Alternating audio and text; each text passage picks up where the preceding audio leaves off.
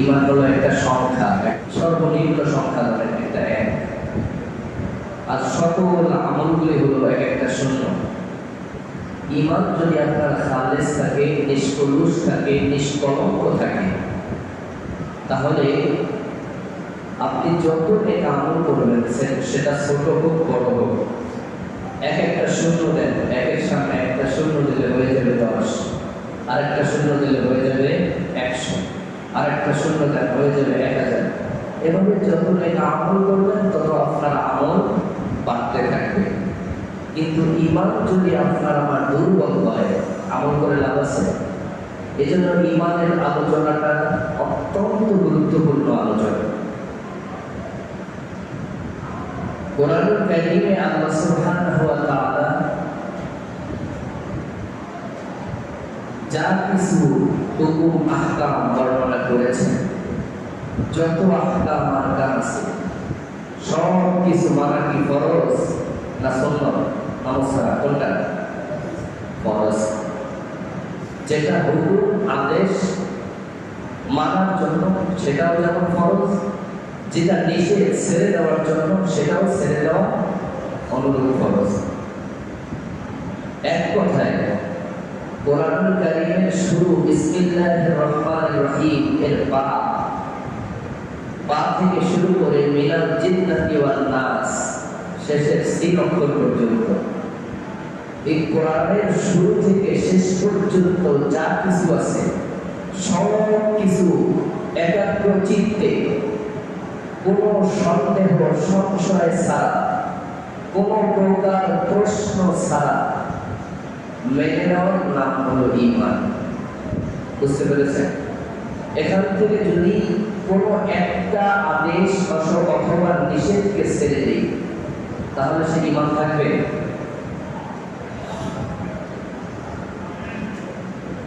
এখানে একটা কথা আছে, আবার প্যাস লাগাই দিয়ে না, মিডিয়ার যুক্ত এখন প্যাস খুব বেশি লাগে। আল্লাহ তাআলার যত হুকুম আছে, নিষেধ আছে, আদেশ এবং নিষেধ, এর ভিতর থেকে যদি কোনোটা ছেড়ে দেয় তাহলে সে কাফের হবে না, বেঈমান হবে না। কিন্তু অস্বীকার করলে কাফের হয়ে যাবে, বেঈমান হয়ে যাবে। বুঝতে পেরেছেন? যেমন নামাজ, আল্লাহর হুকুম হয়নি, অবশ্যই আল্লাহর হুকুম। এখন একজন মানুষ নামাজকে স্বীকার করে যে এটা আল্লাহর হুকুম, আমি একজন মুসলমান হিসাবে আমার প্রতি 5 ওয়াক্ত নামাজ পড়া ফরজ, সে বিশ্বাস করছে কিন্তু পড়ে নাই, সে কাফের হবে? কাফের হবে না, গুনাহগার হবে, কবিরা গুনাহগার হবে। আল্লাহর যদি দয়া হয় চাইলে তাকে মাফ করতে পারেন, কিন্তু তাকে কাফের বলা যাবে না। কিন্তু ওই একই হুকুম যদি বলে ধরুন নামাজ না পড়লে কি হয়েছে, এটা একটা বাড়তি ঝামেলা, প্রতিদিন এত ভিতরে সম্ভব নয়, ইনকার করে, অসম্মান করে বা অপছন্দ করে, যদি আল্লাহর কোনো বিধানকে সে অপছন্দ করে, ঘৃণা করে, না মানে বা অস্বীকার করে, তাহলে সে ঈমানদার থাকবে? কাফের হয়ে যাবে। আশা করি ব্যাপারটা বুঝতে পেরেছেন। আরো একটু সহজে বুঝাই। আমার এই কাপড়টা, একটা কাপড় নাফাক হইতে হইলে যে কোনো ধরনের নাফাকি লাগতে হবে, ঠিক কিনা? এখন নাফাক হওয়ার জন্য অনেকগুলো শর্ত আছে, অনেকগুলো জিনিস আছে নাফাক হওয়ার মতো, প্রায় 15টা জিনিস আছে। যেমন পায়খানা নাফাক, প্রস্রাব নাফাক, বীর্য নাফাক, মতি মজি, এরকম মনে করেন প্রাণী, গরুর পায়খানা, প্রস্রাব ইত্যাদি ইত্যাদি, প্রায় 15টা বিষয় আছে। রক্ত নাফাক, প্রাণী রক্ত, এগুলি হারাম। এগুলো যদি কাপড়ে লাগে নাফাক হয়ে যায়। এখন কাপড় নাফাক হইতে এই কি 15টা আইটেম সব কি একসাথে লাগতে হবে, তাহলে কাপড় নাফাক হবে? নাকি যে কোনো একটা লাগলে নাফাক হবে? বলেন, যে কোনো একটা জিনিস বা একটা বস্তু কাপড়ে লাগলেই কাপড় নাফাক হবে।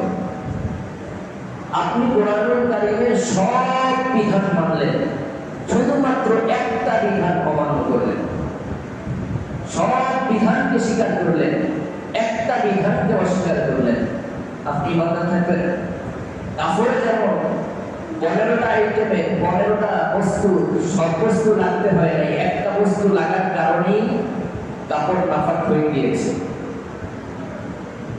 বাকি 14টা বস্তু থেকে আপনি বেঁচে রয়েছেন।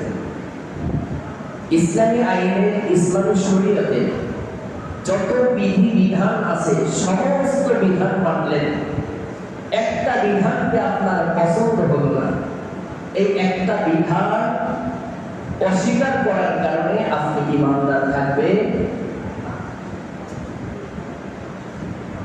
বিষয়টা এত সহজভাবে দেওয়ার কিছু নেই, অনেক কঠিন বিষয়।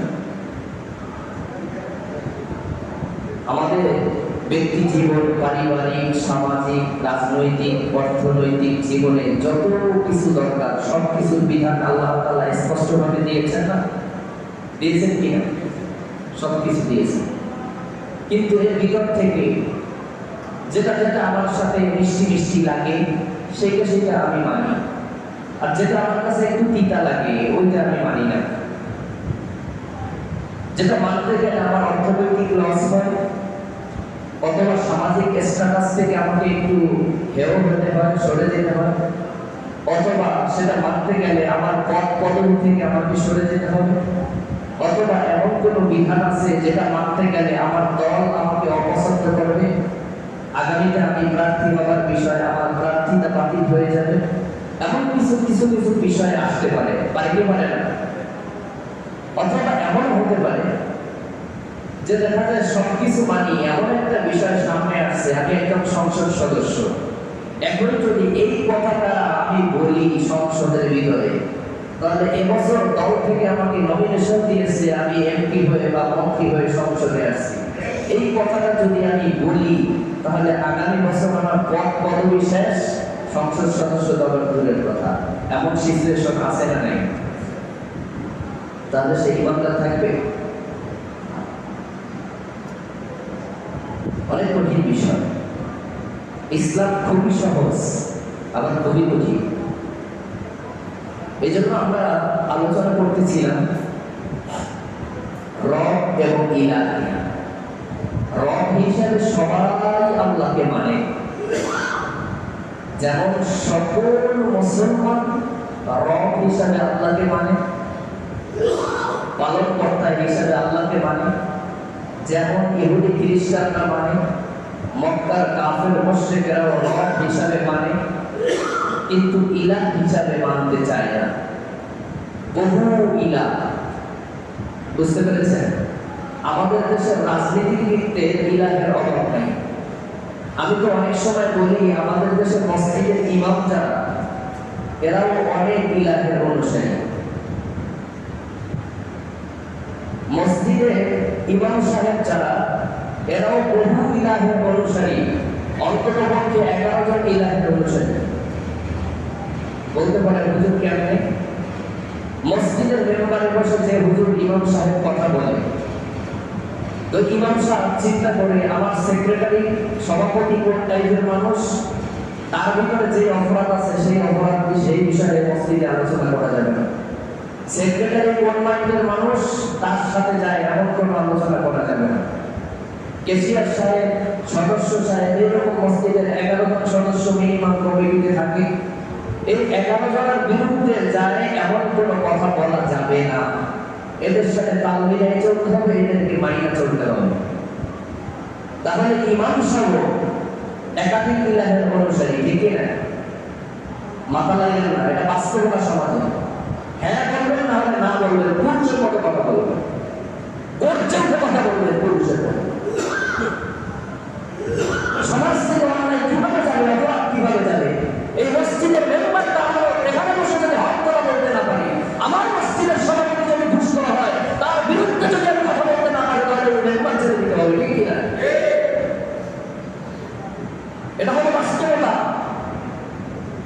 মক্কার কাফের মুশরিকরা একাধিক ইলাহকে মানত, তারাও বিভিন্ন জাতিদের পূজা করত। নূহ আলাইহিস সালামের পূর্ববর্তী সময়, মুসা আলাইহিস সালামের পরবর্তী সময়, এর মধ্যবর্তী সময় বিশাল বড় একটা গ্যাপ ছিল নবুয়ত এবং রিসালাতে। বিশাল বড় গ্যাপ। ওই সময় মানুষেরা চিন্তা করত যে নবী তো নাই, রাসূলও নাই, আসমানি কিতাব নাই। তা স্বাভাবিকভাবে একজন নবীর পরে আরেকজন রাসূল আসা পর্যন্ত মধ্যবর্তী সময়ে যে গ্যাপ থাকতো, পূর্ববর্তী আসমানি গ্রন্থ যা তার অনুযায়ী দেওয়া হতো। যেমনটা আমাদের সময় আমরা দেখতে পাচ্ছি আখির জামানার নবীর উম্মত আমাদের সর্বশেষ আসমানি গ্রন্থ কোরআনুল কারীম, এরপরে আর কোনো গ্রন্থ আসবে না। তাহলে মুহাম্মদ সাল্লাল্লাহু আলাইহি ওয়াসাল্লামের পরবর্তী সময়ে কিয়ামত পর্যন্ত সকল উলামায়ে কেরাম একই আসমানি কিতাবের দাওয়াত দিবেন, যেটা হলো কোরআনুল কারীম। নবীরা নাই, নবীর ওয়ারিসগণ, উলামায়ে কেরাম, পীর আউলিয়া, গাউস কুতুব বহুত আছে। তো তৎকালীন সময়ে বহু গাউস কুতুব ছিল। এখন এই গাউস কুতুবদেরকে মানুষেরা খুব ভালোবাসত, তাদের ওয়াজ নসিহত শুনতো। এরা কিন্তু আল্লাহর ওলি ছিল। 5 জন আল্লাহর ওলির কথা সূরা নূরের মধ্যে আছে। এই 5 জন আল্লাহর ওলি এরা ভক্তবৃন্দদেরকে নিয়ে বিভিন্ন সময় আসমানি কিতাবের দাওয়াত দিত, ভালো ভালো কথা বলতো। পূর্বেকার নবীর নিয়ম অনুযায়ী তারা দাওয়াত দিত। কিন্তু এক পর্যায়ে যখন এই 5 জন ওলি একে একে মারা গেল, মারা যাওয়ার পরে এর ভক্তবৃন্দেরা খুব সংকটে পড়লো যে আমরা এই আল্লাহর ওলিদের কাছ থেকে আমরা দাওয়াত দিতাম, এখন আল্লাহর ওলিরা নাই, এখন আমরা কার কাছ থেকে ভালো ভালো কথা শুনবো, ইবাদত বন্দেগী করব?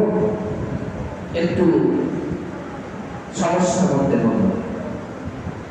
এখন শয়তান সে একজন মুরব্বী সেজে এসে বলতেছে, কোনো ব্যাপার না, তোমরা এত হীনমত হওয়ার কারণ নাই, তোমরা ওই যে আল্লাহর ওলিরা ছিল তাদের প্রতিমূর্তি বানাও, তাদের চেহারার অনুরূপ আকৃতি দিয়ে তোমরা মূর্তি বানাও, তাদেরকে তাদের বসার স্থানে তাদের খানকায় রেখে দাও, তোমরা মাঝে মধ্যে গিয়ে তাদের সাথে দিদার করে আসবা, দেখা করে আসবা, তাহলে তোমাদের মন ফ্রেশ হয়ে যাবে, হীনমন্যতা থাকবে না, তোমরা ভালোভাবে ইবাদত বন্দেগী করতে পারবা।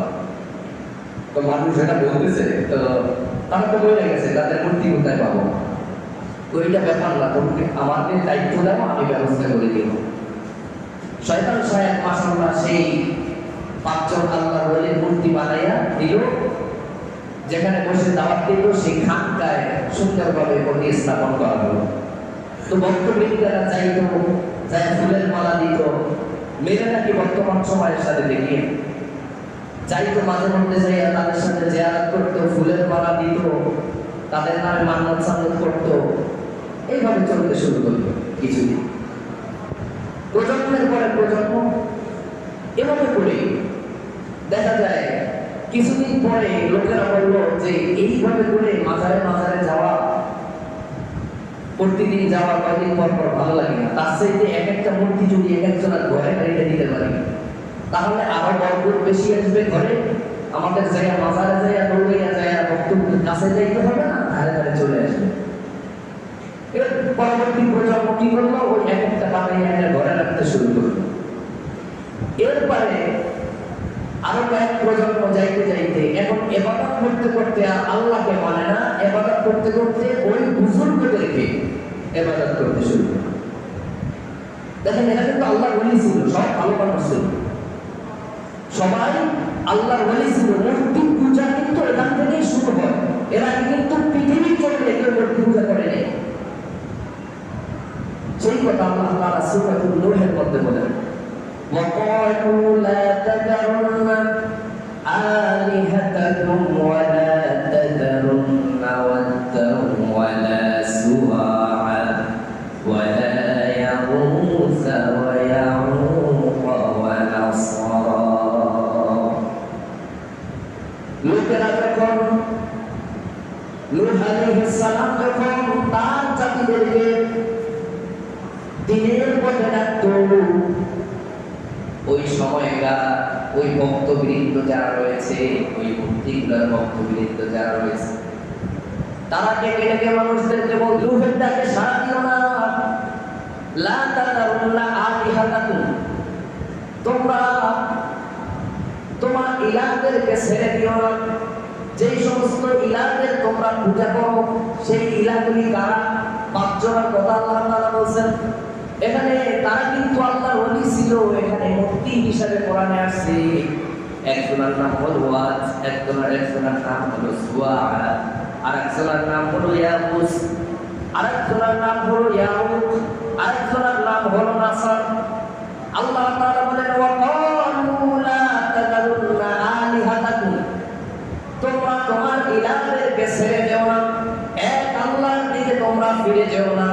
তোমাদের তো আরো পাঁচজন ইলাহ আছে, কয়জন? ওয়ালা তাযারুন্না ওয়াদ্দান ওয়ালা সুওয়াআন ওয়ালা ইয়াগুসা ওয়া ইয়াউকা ওয়া নাসরা, এই পাঁচজন ইলাহকে তোমরা ছেড়ে যেও না। তারা এই পাঁচজন ইলাহকে মাত্র এক আল্লাহ অনুসরণ করতো না। মক্কার কাফের মুশরিকরাও তাদের ভাগ্য দেবতা বহুত ছিল, আপনারা জানেন। 360টা মূর্তি কাবার ভিতরে, বাইতুল্লাহর ভিতরে এবং আশেপাশেও ছিল, আপনারা জানেন না? 360টা দেবতা তাদের ছিল। তারাও এক আল্লাহর দিকে ছুটে যায় নাই, বহু ইলাহকে মানছে। রব হিসাবে আল্লাহকে মানছে, কিন্তু ইলাহ হিসাবে এক আল্লাহকে মানে নাই। মক্কার কাফের মুশরিকরা রব হিসাবে যে আল্লাহকে মানছে, আপনি দেখেন আবু জাহেল, আবু লাহাব, উতবা, শাইবা, তারাও বাইতুল্লাহর হজ করেছে। আমরা বাইতুল্লাহর হজ করি না? তারাও বাইতুল্লাহর হজ করেছে। আমরা যে বলি লাব্বাইক লা শারীকা লাকা লাব্বাইক, তারাও লাব্বাইক লাব্বাইক ধ্বনি দিত। এখানে লা শারীক বলতো না, এখানে বহু দেবদেবীর নাম উল্লেখ করত। আমরা ইহরামের কাপড় পরে তারপরে তাওয়াফ জিয়ারত করি, তারা উলঙ্গ অবস্থায় করত। কারণ কি জানেন? এই যে বাইতুল্লাহকে কেন্দ্র করে আমরা ইবাদত করি, এই বাইতুল্লাহ হযরত ইব্রাহিম আলাইহিস সালাম পুনর্নির্মাণ করলেন। আস্তে আস্তে বহুবার পুনর্নির্মাণ হয়েছে। মক্কার কাফের মুশরিকরাও একবার এই বাইতুল্লাহ পুনর্নির্মাণ করেছে। বাইতুল্লাহ যখন নূহ আলাইহিস সালামের প্লাবনে ভেঙে চলে গেছে, আগামী জুমায় আমি ইনশাআল্লাহ বিস্তারিত এই বিষয়ে আলোচনা করব। তখন মক্কার কাফের মুশরিকরা চিন্তা করলো, এটা তো আমাদের পূর্বপুরুষদের ইবাদতের ঘর, এটাকে তো নির্মাণ করতে হবে। সবাই মিলে চাঁদা তুলছে। কারা? মুহাম্মদ সাল্লাল্লাহু আলাইহি ওয়াসাল্লাম তখন আসে নাই দুনিয়ায়। মক্কার কাফের মুশরিকরা কারা? বলেন, কাফের মুশরিকরা তার চাঁদা তুলছে, আল্লাহর ঘর নির্মাণ করতে হবে। খবরদার, 1 টাকা হারাম যার আছে হারাম টাকা দিবা না, হালাল টাকা দিয়ে নির্মাণ করতে হবে। সবাই হালাল টাকা চাঁদা দিল। চাঁদা দিয়া যে পরিমাণ টাকা উঠলো, এই টাকা দিয়া বাইতুল্লাহ পুরোপুরি নির্মাণ হবে না। জাস্ট এই মসজিদটা পুরোপুরি নির্মাণ হবে না, যে টাকা উঠছে অর্ধেক পরিমাণ হবে। তখন তারা কি করলো? কিছু সংখ্যক বারান্দা বাদ দিয়া বাকিটা বাউন্ডারি করে ওরা আবার বাইতুল্লাহ তৈরি করলো।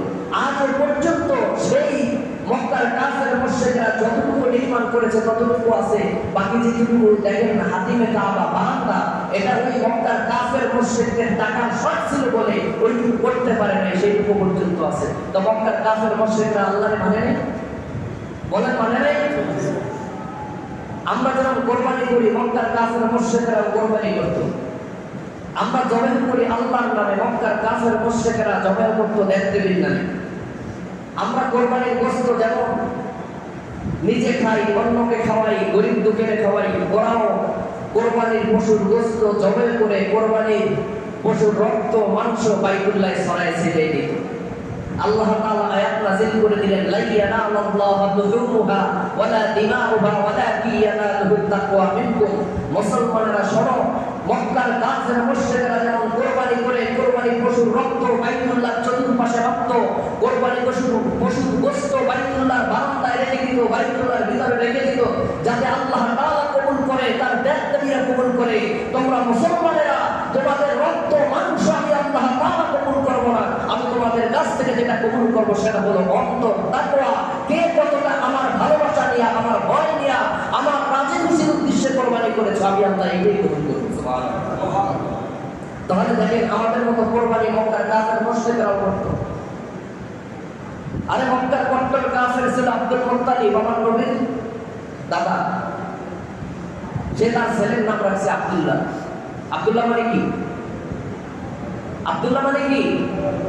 আল্লাহর বান্দা, আল্লাহর গোলাম। সে যদি আল্লাহকে না মানতো, আল্লাহকে ভালো না বাসতো, তাহলে তার ছেলের নাম আল্লাহর গোলাম রাখতো? তাহলে আল্লাহকে মানতো, প্রমাণ পাইছেন? তারা আল্লাহকে মানতো, কিন্তু আল্লাহকে মানার সাথে সাথে তারা একাধিক দেব দেবীর পূজা করত। আল্লাহকে পাওয়ার জন্য তারা মাধ্যম হিসাবে বিভিন্ন দেব দেবী মূর্তিকে তারা মাধ্যম হিসাবে গ্রহণ করত। এখন যদি আমরাও সেটা করি, তাহলে আবু জাহেলের মধ্যে, আবু লাহাবের বাসাইবার মধ্যে আর আমরা মুসলমানদের মধ্যে পার্থক্যটা কোথায়? আশা করি বুঝতে পেরেছেন আমার ভাইরা। আল্লাহ তাআলা পরিচয় দিচ্ছেন, আম্মান জাআলাল আরদা ক্বারারান ওয়া জাআলা খিলালাহা আনহারা ওয়া জাআলা লাহা রাওয়াসিয়া ওয়া জাআলা বাইনাল বাহরাইনি হাজিজান আইলাহুম মা'আল্লাহ। আল্লাহ তাআলা বলেন, কে তোমাদেরকে পৃথিবীকে বসবাসের জন্য উপযোগী করে তুলল? তোমাদের জন্য পৃথিবীকে বসবাসের উপযোগী করে তুলেছেন কে? বলেন সবাই কে? ওয়াজআলা খিলালাহা আনহারা, এরপরে এই জমিনের মধ্যে নদ নদী সৃষ্টি করলেন কে? ওয়াজআলা লাহা রাওয়াসিয়া, এরপরে এই জমিনকে স্থির রাখার জন্য পর্বতরাজিকে প্যারাক হিসাবে বানিয়ে দিলেন কে? ওয়াজআলা বাইনাল বাহরাইনি হাজিসা, এই জমিনের মধ্যে দুই সমুদ্রের মধ্যবর্তী জায়গায় আল্লাহ সুবহানাহু ওয়া তাআলা অন্তরায় তৈরি করে দেন। এই পাশে বৃষ্টি পানি, এই পাশে লবণ পানি, মাঝখানে কোনো বাউন্ডারি আছে নাই, কিন্তু এক লবণ পানির লগে বৃষ্টি পানি বের। এই যে অন্তরায় তৈরি করে দিলেন কে? আল্লাহ তাআলা বলেন, আইলাহুম মা'আল্লাহ, আল্লাহর সাথে আর কোন রব আছে কি? তার মানে আল্লাহর সমকক্ষ আর কেউ আছে কি? আল্লাহ তাআলা যেটা পারেন সেটা কি আর কেউ পারে কি? আল্লাহ তাআলা প্রশ্ন করেছেন, ইলাহুম মা'আল্লাহ, আল্লাহর সাথে আর কোন রব আছে কি? আল্লাহ ব্যতীত কি আর কোন ইলাহ আছে কি? আপনাদেরকে প্রশ্ন করেছেন, আপনারা বলেন আল্লাহ ব্যতীত কি আল্লাহর সমকক্ষ আর কেউ আছে কি? সবাই বলেন আছে কি? নাই। আল্লাহ তাআলা বরাবরই সূরা নামলের মধ্যে 60, 61, 62, 63 চারটি আয়াতে বিভিন্ন আল্লাহ সৃষ্টি জগৎ নিয়ে কথা বলার পরে আল্লাহ প্রশ্ন করেছেন, আইলাহুম মা'আল্লাহ, আল্লাহর সমকক্ষ আর কেউ আছে কি? আল্লাহ তাআলা বলেন, তোমরা যখন বিপদে পড়ো, বিপদে পড়ে যখন আল্লাহকে ডাক দাও, আল্লাহ তোমাদের ডাকে সাড়া দেয়, তোমাদের বিপদ থেকে মুক্তি দেয়। তারপরে আল্লাহ তাআলা বলেন, তোমাদেরকে জমিনের মধ্যে প্রতিনিধিত্ব দান করেন। আইলাহুম মা'আল্লাহ, আমি আল্লাহ ছাড়া তোমাদেরকে রক্ষা করার আর কেউ আছে কি? আমরা যখন বিপদে পড়ি, বিপদ থেকে বাঁচাবার জন্য আল্লাহ ব্যতীত আর কেউ আছে কি? আমরা যখন অভাবে পড়ি, অভাব থেকে মুক্ত করার জন্য আল্লাহ ছাড়া আর কেউ আছে কি? আমরা যখন রোগে আক্রান্ত হই, আল্লাহ ব্যতীত রোগ থেকে মুক্তি দেওয়ার আর কেউ আছে কি? আল্লাহ বলেন, আইলাহুম মা'আল্লাহ, আল্লাহ ছাড়া আর কেউ আছে কি? ক্বালিলাম মা তাযাক্কারুন, অধিকাংশ মানুষই সেটা বুঝতে পারে না, উপলব্ধি করতে পারে। আল্লাহ সুবহানাহু ওয়া তাআলা একাত্মবাদের প্রশ্ন বারবার ছুড়ে দিয়েছেন মানুষের কাছে, যে আমি ব্যতীত কি আর কেউ আছে কি? গত জুমায় আলোচনা শেষ করেছিলাম কোন জায়গা থেকে আপনাদের মনে আছে? জমিনের মধ্যে যদি একাধিক রব থাকতো, একাধিক খোদা থাকতো, একাধিক স্রষ্টা থাকতো, তাহলে জমিনের মধ্যে ফ্যাসাদ সৃষ্টি হতো। ভুলে গেছেন আপনারা? এখানে আল্লাহ তাআলা প্রশ্ন করেছেন, লাউ কানা ফীহিমা আলিহাতুন ইল্লাল্লাহ লাফাসাদাতা, জমিনের মধ্যে যদি আল্লাহ ব্যতীত রেখে আর কোন ইলাহ থাকতো, আর কোন স্রষ্টা থাকতো, তাহলে লাফাসাদাতা, অবশ্যই জমিনের মধ্যে ফাসাদ সৃষ্টি হয়ে যেত। আল্লাহ তাআলা বলেন, মাত্তাখাযাল্লাহু মিন ওয়ালাদিন ওয়া মা কানা মা'আহু মিন ইলাহিন ইযাল লাযাহাবা কুল্লু ইলাহিন বিমা খালাক ওয়া লা'ala বা'দুহুম 'ala বা'দ সুবহানাল্লাহি 'আম্মা ইয়াসিফুন। আল্লাহ তাআলা বলেন, আল্লাহ তাআলা কাউকে জন্ম দেন নাই, আল্লাহর কোনো সন্তান নাই। আল্লাহর যদি সন্তান থাকতো তাহলে পিতৃ পরিচয় অনুযায়ী আল্লাহর সন্তান সেও আল্লাহ বলে দাবি করতো, রব বলে দাবি করতো, ঠিক কিনা? আমরা যেটা গত জুমায় বলেছিলাম যে পীরের ছেলে পীর হয়, রাজার ছেলে রাজা হয়, নেতার ছেলে নেতা হয়, মনে আছে? ব্যাখ্যা বিশ্লেষণের সময় নেই। তা আল্লাহ বলেন তেমনটা যদি হইতো তাহলে আল্লাহর ছেলেও সেও আল্লাহ বলে দাবি করতো। আর যদি একাধিক স্রষ্টা থাকতো তাহলে যে যার সৃষ্টি নিয়ে আলাদা হয়ে যেত। চন্দ্রের স্রষ্টা চন্দ্রকে নিয়ে আলাদা হয়ে যেত, সূর্যের স্রষ্টা সূর্যকে নিয়ে আলাদা হয়ে যেত, সমুদ্রের স্রষ্টা সমুদ্রকে নিয়ে আলাদা হয়ে যেত, জমিনের স্রষ্টা জমিনকে নিয়ে আলাদা হয়ে যেত, গ্রহরাজি নক্ষত্র এগুলার স্রষ্টা আবার তার সৃষ্টি নিয়ে আলাদা হয়ে যেত, গাছপালা তার সৃষ্টি নিয়ে আলাদা হয়ে যেত। এভাবে যে যার সৃষ্টি নিয়ে আলাদা হয়ে যেত। ওয়ালা আলা বা'দুহুম আলা বা'দ, একের উপরে অন্যে প্রভাব বিস্তার করার চেষ্টা করত। কিভাবে তাকে দমায় রাখা যায়, কিভাবে তাকে ছোট করে দেওয়া যায়। যেভাবে যদি অক্সিজেনের দায়িত্ব একদলকে দেওয়া হতো আর একদলকে পানির দায়িত্ব দেওয়া হতো, তাহলে পানির দল ক্ষমতায় গেলে বলতো কিভাবে বাঁচো দেখো, পানির অফার নাম জীবন, আমি তোদেরকে পানি দেবো না, সবগুলারে না খাওয়াই মানুষ। তো অক্সিজেনের যদি বিরোধী দলের কাছে যদি অক্সিজেন থাকতো তাহলে সেটা তো ঠিক আছে, পানি দিবি না বুঝলাম, তাহলে আমার দ্বারা অক্সিজেন আছে, অক্সিজেনের চাবি আমার কাছে, আমি অক্সিজেন দেবো না, কিভাবে তুই বাইসে থাকো আমি দেখবো। এই যে প্রভাব বিস্তার, এটা সৃষ্টি জগতের মধ্যে থাকতো কিনা? আল্লাহ এগুলো মানুষের হাতে দেয় নাই, দিলে যে কি অবস্থাটা হইতো এখনই দেখেন না। আল্লাহ সংসদ বসেছে দেশের ভাগ্য নির্ধারণ করার জন্য। সারা দেশের মানুষের ভোটাধিকার নিয়ে সংসদে তারা গিয়েছে কিভাবে রাষ্ট্রের রূপরেখা চেঞ্জ করা যায়, কিভাবে মানুষের ভাগ্যের পরিবর্তন করা যায়, কিভাবে মানুষের অভাব অনটন দূর করা যায়, রাষ্ট্রীয় সংকটগুলি কিভাবে মোকাবেলা করা যায়, সেইগুলি চিন্তা না করে এমন তেলবাজি শুরু করছে সংসদে বসে বসে, আর এমন চেতনার ব্যবসা শুরু করেছে রাষ্ট্র নিয়ে তাদের ভাবার সময় নাই। সময় দেয় 5 মিনিট, তার দলের নেতাকে তেল মারতে মারতে 6 মিনিট ঘুরে পায় মাননীয় স্পিকার আর 1 মিনিট দয়া করে পালায় দেবে। শুকরের মতো কুকুরের মতো দাঁত বের করে করে আছে, ঠিক কি না? এখন যদি এই কথা আমরা বলি, বলবে যে রাষ্ট্রদ্রোহী, এই সরকারের বিরুদ্ধে কথা বলেছে, বলবে কিনা? রাষ্ট্রের অবনমন নিয়ে তাদের কোনো চিন্তা নেই। চিন্তা করে পারবেন না, ওই না চেয়ার পাইছি 5 বছর, এখান থেকে লড়বনা সুপার গুরু দিয়া 5 বছরের জন্য লাগাই লইছি তো লইছি, আর এখান থেকে সরতে হবে না। আল্লাহ তাআলা এদেরকে হেদায়েত দান করুন, বলেন আমিন। সরকার দলীয় হোক আর বিরোধী দলীয় হোক, আমি কাউকে নাম ধরে বলছি না, সবগুলা এই চেতনা ব্যবসা থেকে আল্লাহ তাআলা বাংলাদেশকে হেফাজত করুন, সকলে বলি আমিন।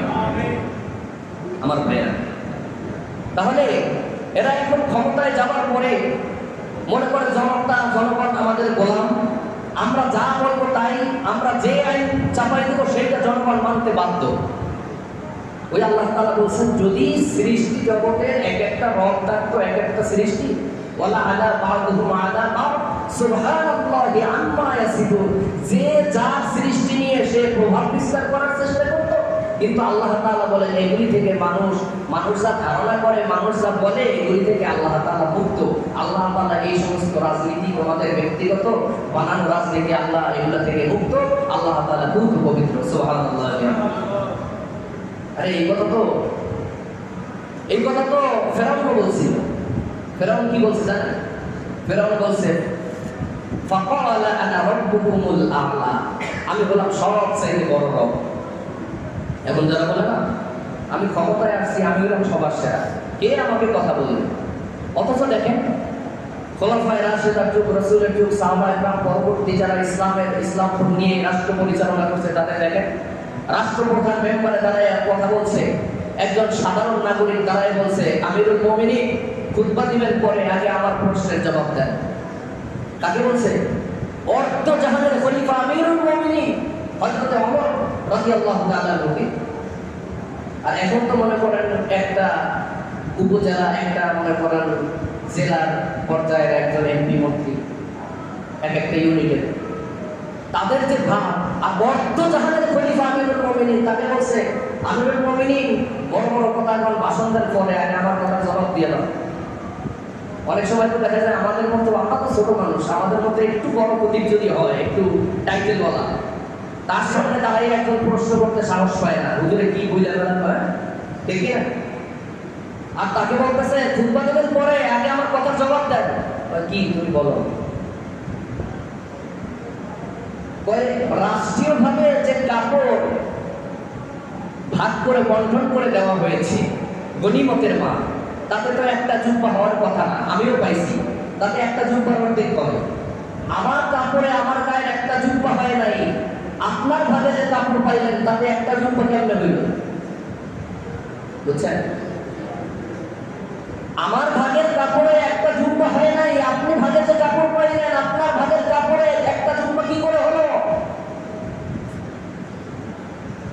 আমিরুল মুমিনিনের ছেলে আব্দুল্লাহ দাঁড়ায় বলতেছে প্যারে ভাইও, তার কথার জবাবটা আমার কাছ থেকে শুনেন। আপনিও যেমন অর্ধেক কাপড় পাইছেন, আমিও অর্ধেক কাপড় পাইছি, আমার বাবা আমিরুল মুমিনিন সেও অর্ধেক কাপড় পাইছে। আমার কাপড় আর বাবার কাপড় দুইটা কাপড় মিলায় একটা জুব্বা হয়েছে, সেই জুব্বাটা গায়ে দিয়ে আমার বাবা মেম্বারে দাঁড়ায় জুব্বা দিচ্ছে। সুবহানাল্লাহ। আর আমাদের ক্ষমতার চেয়ার পাইলে আর জবাবদিহিতা কি? আর মানুষ সব গোলাম, আমি হইলাম বাদশাহ, আমাকে প্রশ্ন করবে, এত বড় সাহস ঠিক না?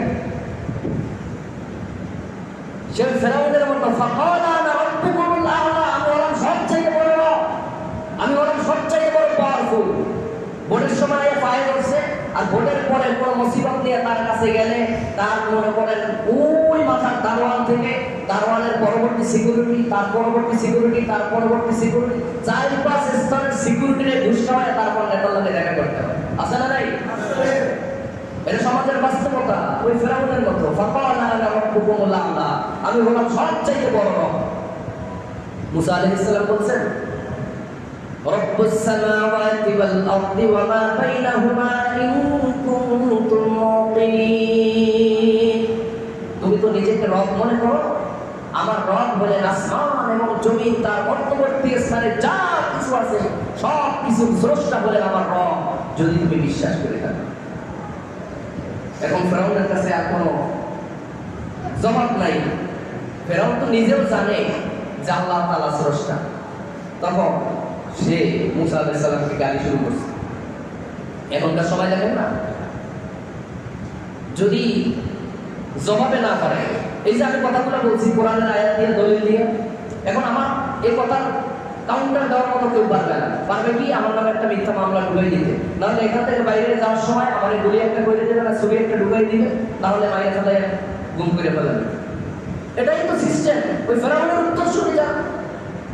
তো ফেরাউন কি করছে? যখন মুসা আলাইহিস সালাম যুক্তি দেখাইছে রব্বুস সামাওয়াতি ওয়াল আরদি ওয়া মা বাইনাহুমা ইন কুনতুম মুকিনিন, তুমি তো ফুটপাতে ফাটি নেতা, তুমি তোমার সবচেয়ে বড় রব মনে করো, আমার আল্লাহ হলেন আসমান এবং জমিন, তার মধ্যবর্তী স্থানে গ্রহ নক্ষত্র চন্দ্র সূর্য যা কিছু আছে সব কিছুর স্রষ্টা এবং লালনকর্তা পালনকর্তা হলেন আমার রব।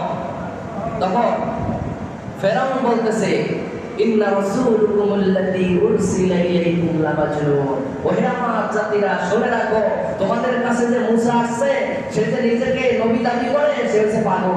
খবরদার তার কথা মানবা না, তার কাছে যাবা না, তার কথা শুনবা। কি বলছে? পাগল, গালি দিছে। আমাদের সমাজে আছে, যখন যুক্তিতে না পারবে, আপনি যখন যতক্ষণ বাস্তব কথা বলবেন, আপনার যখন কাউন্টার দিতে না পারবে, হয় আপনাকে গালি দিবে, দ্বিতীয়বারে আপনার কাছে হাত তুলবে, না হলে আপনাকে মামলা দিবে, এরপরে আপনাকে গুম করে ফেলবে, গুম করে ফেলবে। এটাই তো বাস্তবতা নাকি? সময় শর্ট, কত কথা বলবো। প্রত্যেকটা আয়াতের পিছনে রেফারেন্স আয়াত নাম্বার সহ কোরআন আয়াত লিখে নিয়েছে। আপনাকে কখন বলবো? তাহলে বাস্তবতা সমাজের এটাই। ক্ষমতাধর যারা, তারা যখন তাদের অন্যায়ের বিরুদ্ধে যখন কথা বলে, তখন যুক্তি হয়ে যায়, তখন তাকে মারে, না হলে মামলা দেয়, না হলে গুম করে দেয়। ঠিক ফেরাউনের এইরকমই। ঠিক অনুরূপ ইব্রাহিম আলাইহিস সালাম যখন নমরুদের দাওয়াত দিতে গেলেন, তখন ইব্রাহিম আলাইহিস সালাম বলেন, রব্বি আল্লাযী ইউহয়ী ওয়া ইউমীত, আমার আল্লাহ হলেন তিনি যিনি হায়াত দেন এবং মৃত্যু দেন, জীবিত করেন আবার মৃত্যু দান করেন। তো নমরুদ বলতেছে, আনা মুহয়ী ওয়া মুমীত, আমিও তো জীবন দেই এবং মৃত্যু দেই। কয় কেমনে? কয় দেখবি দাদা। জেলখানা থেকে দুইজন আসামি ধরে নিয়ে আসলো, যে যাবজ্জীবন মানে ফাঁসির আসামি, সে একজনকে ধরে নিয়ে আসলো, আর আগামীকালকেই জামিন হয়ে যাবে এমন একজনকে ধরে নিয়ে আসলো। তো দুইজন আসামিকে সামনে ধরে নিয়ে আইনা কই দেখ আমি কেমনে হায়াত দেই এবং মৃত্যু দেই। এই বেচারা আগামীকালকে জামিন পাইয়া মুক্তি পাওয়ার কথা ছিল, একে ধরে মাইরা দিল, আর যার ফাঁসি হওয়ার কথা ছিল আগামীকালকে তাকে বাঁচাই দিল। দেখছো আমি কেমনে যার মৃত্যু হওয়ার কথা তাকে বাঁচাই দিলাম, আর যার বাইসে যাওয়ার কথা তাকে মাইরা দিলাম। কারণ কি বলে নমরুদ, আনাল্লাযী ইউহয়ী ওয়া ইউমীত, আমি হায়াত দেই এবং আমি মৃত্যু দিই। নাউযুবিল্লাহি মিন যালিক। যে এমন কিছু মানুষ, এমন কিছু নেতা কাটা আমাদের সমাজেও আছে যারা আমাদেরকে এরকম বুঝায়, কিন্তু আমরা বুঝি একটাই, যে কোনো সালসা তুমি আমরা বুঝতে চাই না। আল্লাহ তাআলা আমাদের খালেক, আল্লাহ তাআলা আমাদেরকে সৃষ্টি করেছেন, হায়াত দিয়েছেন, মওত আল্লাহ তাআলা আমাদেরকে দিবেন, আমাদের হাসর নাসর হবে। হ্যাঁ, এক আল্লাহর উপরে আমরা ঈমান আনি। আলোচনার শেষ কথা, এই বড় চারজন আলোচনা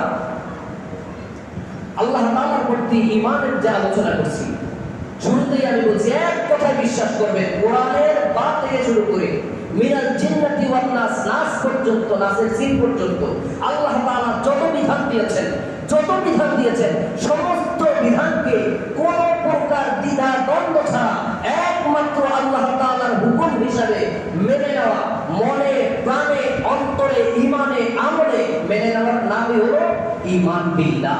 বুঝতে পেরেছেন? আশা করি বুঝতে অসুবিধা হয় নাই। আল্লাহ তাআলা বুঝার এবং আমল করার তৌফিক দান করুন। সকলে বলি আমিন।